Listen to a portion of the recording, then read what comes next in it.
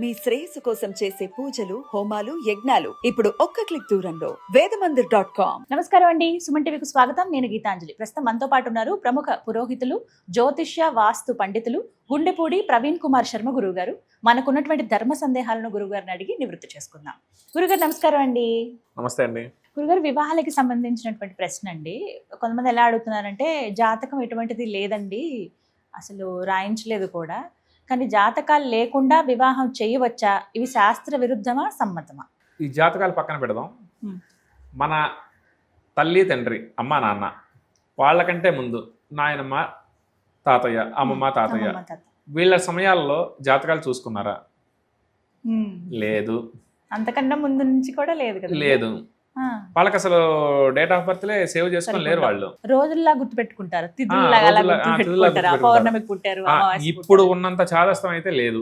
ఈ జాతకాలు చూపించుకోవడం, పొంతన కుదిరిందా లేదా, ఇద్దరు జాతకాలు కుదిరాయా లేదా, అయిన తర్వాత వివాహం చేసుకోవడం అట్లాంటిది ఇంతకు ముందు అయితే ఏం లేదు. కాకపోతే ఇప్పుడు రోజులు మారుతూ ఉన్నాయి, రోజులతో పాటు మనుషులు కూడా మారుతూ ఉన్నారనమాట. మనుషుల స్వభావాలు, వాళ్ళ ఆలోచనలు మారుతూ ఉన్నాయి. కాలం అలానే ఉంటుంది. సూర్యుడు తూర్పు నుంచే ఉదయిస్తున్నాడు, చంద్రుడు రాత్రే ఉదయిస్తాడు, తిరగాల్సిన గ్రహాలు అలాగే రాశులు అవి అలానే ఉన్నాయి.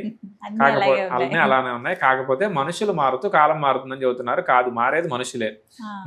మనుషుల స్వభావాలు, చుట్టుపక్కల వాతావరణాలు అన్ని మారుతున్నాయి తప్ప.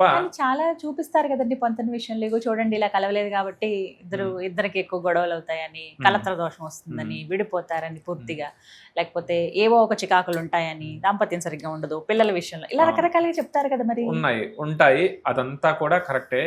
కాకపోతే పూర్వం చూసుకోకపోయినా ఎందుకు జీవితాలు బాగున్నాయి, బతికి ఉన్న రోజులు అన్యోన్యంగా ఉన్నారు.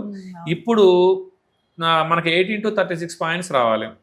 36 పాయింట్స్కి 30 పాయింట్స్ వచ్చినా కానీ ఎందుకు కలిసి ఉండట్లేదు అంటే, ఇక్కడ మనుషుల మనస్తత్వాలు. మనం పూర్వకాలంకి వెళ్దాం. పూర్వకాలంలోకి వెళ్తే పెళ్లి చేస్తారు. పెళ్లి చేసిన తర్వాత తల్లి ఆ అమ్మాయికి ఏం చెప్పి పంపిస్తుంది? అమ్మ, ఇక్కడ పెళ్లి చేసుకొని వెళ్తున్నావు, ఇక మొత్తం అత్తగారిల్లే, కష్టం వచ్చినా నష్టం వచ్చినా నువ్వు అక్కడే చూసుకోమ్మా అని చెప్పి పంపిస్తుంది. కానీ ఇప్పుడు అలా కాదు. నీకు ఏదన్నా ప్రాబ్లం వస్తే చెప్పు, నువ్వు వచ్చేసేయి, నేను చూసుకుంటా అనేటట్టు ఉన్నారు. అది ఒకటి. అయితే ఏదైనా కోపం వచ్చి భర్త అరిస్తే సర్దుకుపోయేటట్లు, ఏదైనా వివాదం వస్తే సర్దుమణిగేటట్లు ఉండేది అప్పట్లో. ఇప్పుడు అలా లేదు. నువ్వెంత అంటే నేనెంత అనేటట్లు. పూర్వకాలంలో ఆడవాళ్ళు ఇంటి దగ్గర ఉండి జాబులు కానీ లేదన్నా ఇంటి పనులు కానీ అవి చూసుకునేవాళ్ళు. వాళ్ళు ప్రత్యేకంగా జాబ్ చేయాల్సిన అవసరమే ఉండేది కాదు అప్పట్లో. వాళ్ళకి అదే పెద్ద జాబ్ కింద. ఉమ్మడి కుటుంబాలు ఉండేవి, చాలా మంది ఉండేవాళ్ళు.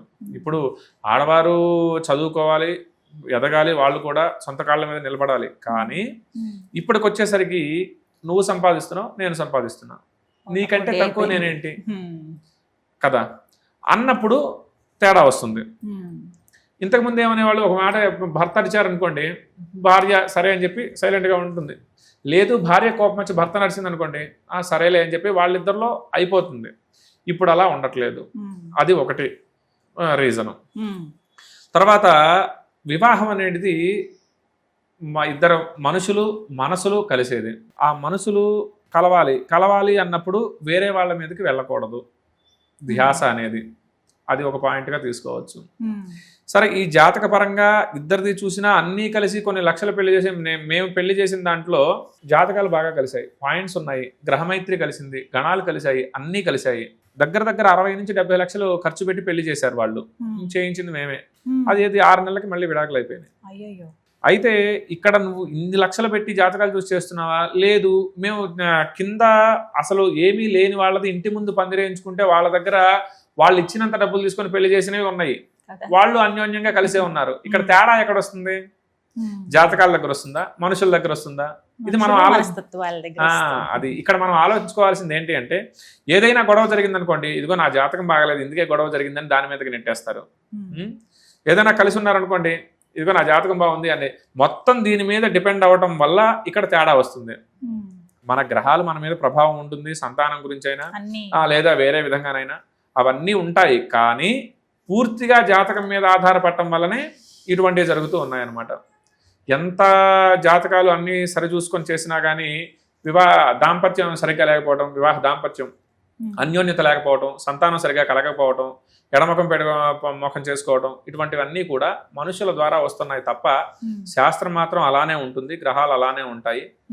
కాకపోతే మనం అర్థం చేసుకోవాలి, అర్థం చేసుకొని దాన్ని బట్టి వెళుతూ ఉండాలి తప్ప ఈ మొత్తం జ్యోతిష్యం మీదకి శాస్త్రం మీదకి తోయడానికైతే ఉండదు. కాబట్టి మనం అర్థం చేసుకోవాలి. అసలు ఇంకా చెప్పాలి అంటే ప్రేమ వివాహానికి అసలు జాతకమే అవసరం లేదని చెప్తా నేను. ప్రేమ వివాహం ఇప్పుడు ఇద్దరు మనసుల కలయిక, అది ప్రేమ అనేది చాలా గొప్పదే. ఇప్పుడు వాళ్ళిద్దరూ ప్రేమించుకునేటప్పుడు నీ జాతకం ఏంటి, నా జాతకం ఏంటి, నీ నక్షత్రం ఏంటి, నాకు కలిసిందా లేదా అని చూసుకుంటారా? లేదు. ఒకవేళ చూసుకున్న తర్వాత పెళ్లి దాకా వెళ్ళినప్పుడు చూసుకున్న తర్వాత జాతకాలు కుదరలేదంటే విడిపోతారా? విడిపోతే అది ప్రేమ కాదు కదా. కాబట్టి ప్రేమగా పరస్పరం ఇద్దరు ఒకరికొకరు ఇష్టపడినప్పుడు ఈ జాతకాలు, నక్షత్రాలు, గ్రహాలు కూడా ఏం చేయలేవు. వీళ్ళిద్దరు గనక మంచి అభిప్రాయంతో ఉంటే, మంచిగా ప్రేమతోటి ఉంటే, ఒకరి మాటకి ఒకళ్ళ మీద కట్టుబడి ఉంటే ఇవి కూడా అవసరం లేదు. అలా ముందుకు సాగిపోతూ ఉంటుంది. పూర్వకాలంలో జరిగిన వివాహాలు అవే. ఇప్పుడు కొంచెం మారుతూ ఉన్నాయి. జాతకాలు కలిసినప్పటికీ కూడా కొన్ని మనసులు కలవక విడిపోయాయి, చాలా చూస్తూ ఉన్నాం మనం. కాబట్టి దాని గురించి పెద్దగా పట్టించుకోలేకూడదు అని చెప్పి నా అభిప్రాయం అన్నమాట. సందేహం నివృత్తి చేశారు. ధన్యవాదాలు గురుగారు. మంచిదండి.